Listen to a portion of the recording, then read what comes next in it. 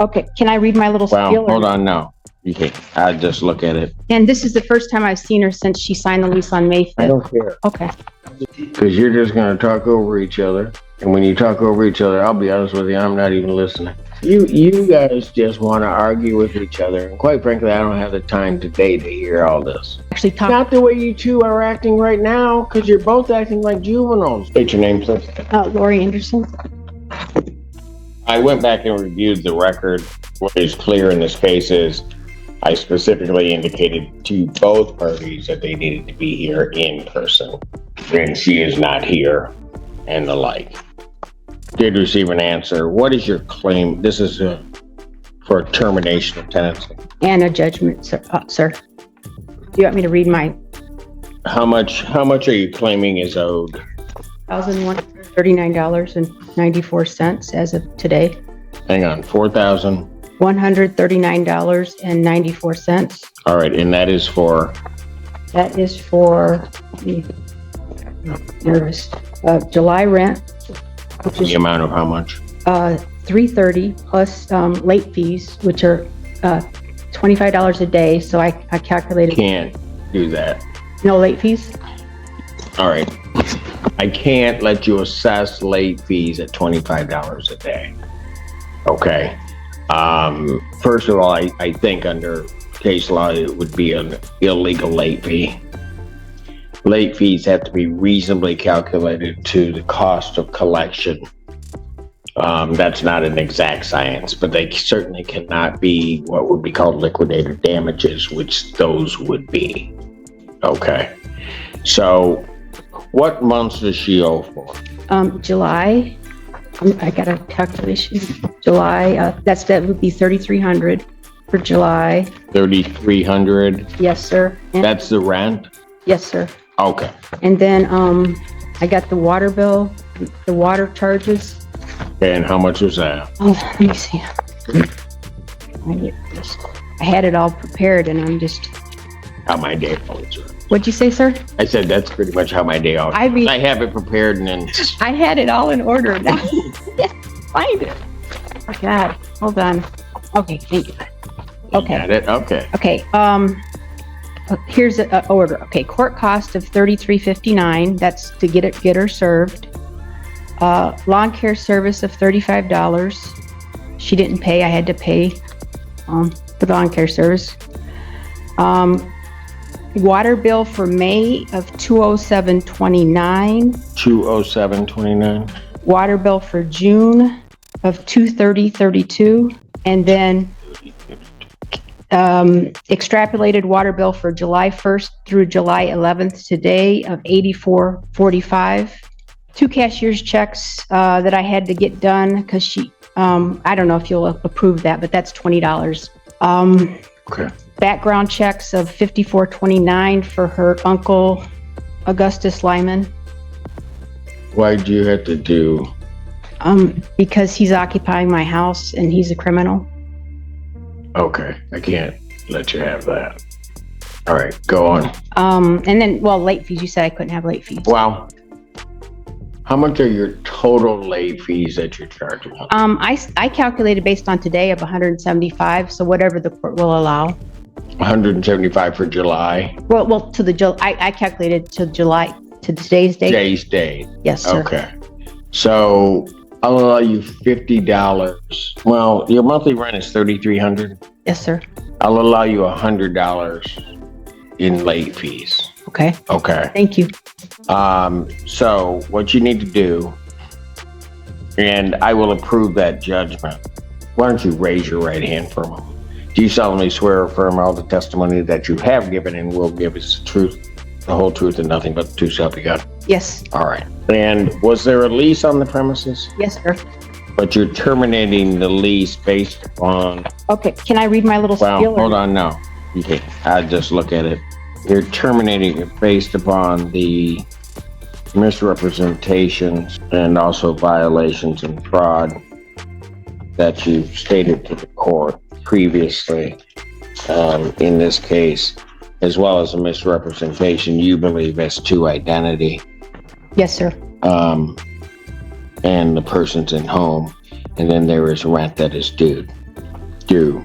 So based upon that and the defendant's failure to appear in this case, court is going to grant a judgment for possession to the plaintiff with a...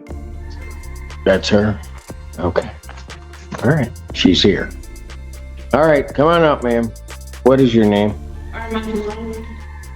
All right. Ms. Lyman, it is unacceptable to be effectively an hour and a half late to court.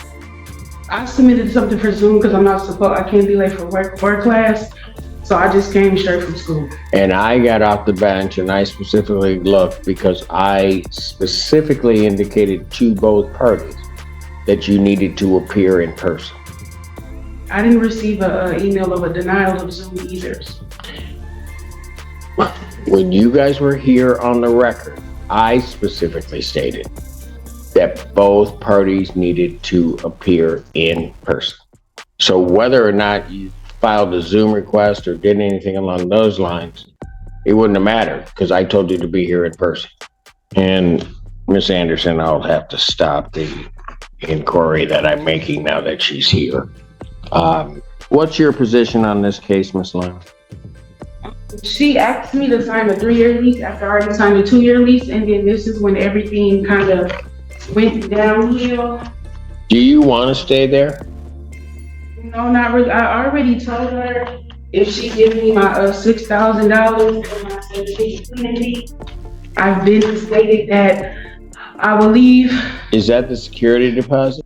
There's a cleaning fee and security deposit, but she never said that she would leave, sir. So how much is the security deposit? It's at least, and this is the first time I've seen her since she signed the lease on May 5th. I don't care. Okay. 5250. And there's a cleaning fee, which is a non-refundable cleaning fee, I'm presuming. How Yes, sir. much? I have on video that she said that I could get my cleaning fee back. What's the lease say?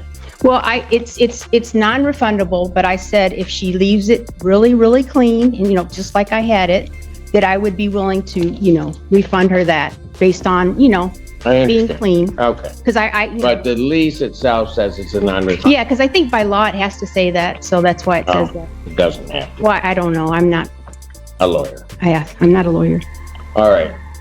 So otherwise, two things. First of all, with reference to I understand the oral representations that were made regarding the cleaning fee, but the lease would indicate that it's a non-refundable cleaning fee. Yes, sir. So, Because I thought that's what I was supposed to. and then with reference to the security deposit, that security deposit is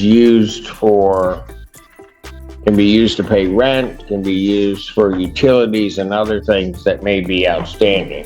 My understanding is that there are a number of water bills that still need to be paid.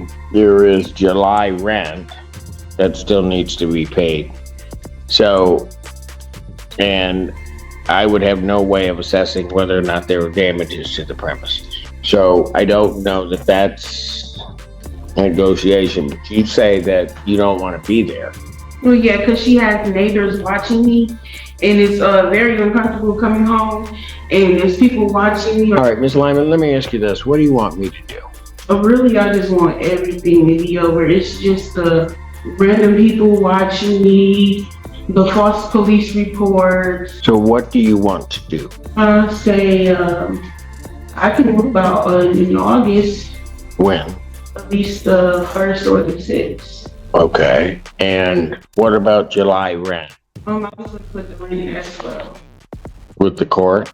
And that's $3,300. There is, as I was totaling and going through this, there's approximately, I have about $500, give or take, for the water bills. The first one, water bills are supposed to come every 3 months. I sent One almost like every, and from the first water bill, I was only there for 27. Can I make a comment, sir? Sure. I sent an Excel spreadsheet to the court and to the defendant that shows the water bill history for the last 3 quarters. I mean, 4 consecutive quarters, and it calculates a water bill based on my usage versus Mrs. Armani and her family's usage. And there's a significant difference, and I presented that to the court as well, that showed that she's using 3 times the amount of water with her family than I ever used. So, well, the police report indicated that there was a... Just because it's people over there don't mean people. There's really no reason for me to be here with you two, is there? Because you're just going to talk over each other. And when you talk over each other, I'll be honest with you, I'm not even listening. Can I make a statement, sir? You have. Go ahead. What is the statement? This is the first time I've seen her since May 5th because an older woman who says she's Armani, she's at least 40, has been telling me she's Armani, but I think it's her mother, Joanna Lyman, and I've never been able to speak with her or see her. So I can't even talk to my tenant. I would have liked to have tried to work something out, but I'm not able to ever talk to her. Yes. That's a lie. She's seen me on multiple occasions. She doesn't even know anybody else. She's never met my mother. She's only met with me every single time. The witness saying about mail, I've never met that man. The mail's always been inside the mailbox. I've never met any of the neighbors because I don't even go confront people. I just go on by my day. So of course, none of them ever seen me, but her. And the fraud about the address that she said she lived at. In fact, she was living at a place on Maplewood that she was actually being evicted from. And she told me she was living at Mr. Diop's house that's on her driver's license that he's lived in for 3.5 years. So that was the fraud and misrepresentation of the truth. She was actually being evicted when she moved into my house. And I didn't know this. Well, there's a difference. Did she represent that she wasn't being evicted? Well, she said that she was living at Mr. Diop's house, who's been there since 2021 and says he's never rented to her. So that's fraud. What do you people want me to do? You guys just want to argue with each other. And quite frankly, I don't have the time today to hear all this because this is just a mess. You guys can't get past your personal animosity toward each other to even look at this whole thing rational. Judge, the phone number on her application was disconnected. I've not ever been able to call her and talk to her. For 2.5 months, it's been another lady talking to me on the phone and in person. I've never been able to talk to my tenant. We could have worked this out if she was actually talking. Not the way you two are acting right now, because you're both acting like juveniles toward each other. You guys can't talk to each other. I want to talk to her, not her mother. Yeah. She asked for a past address. 9090 is a past address. I never told her that I rented from the lease. Why do I care? The application has 9090 on it. You're just gonna keep showing it to me, so I gotta try. I just want honesty. She's only been talking to me. You guys can't even resolve this, can you? I don't even have her number, sir. You have one. I don't have a number. You don't talk to me, sir. 8335. My number. You don't talk to me. I've never. You know what? Both of you go sit down. These other people, I'm not gonna have them waiting through your mess.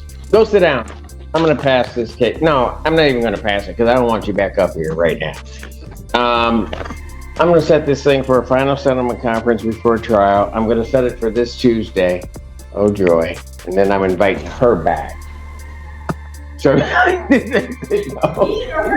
go ahead. What time it's 9 o'clock this Tuesday?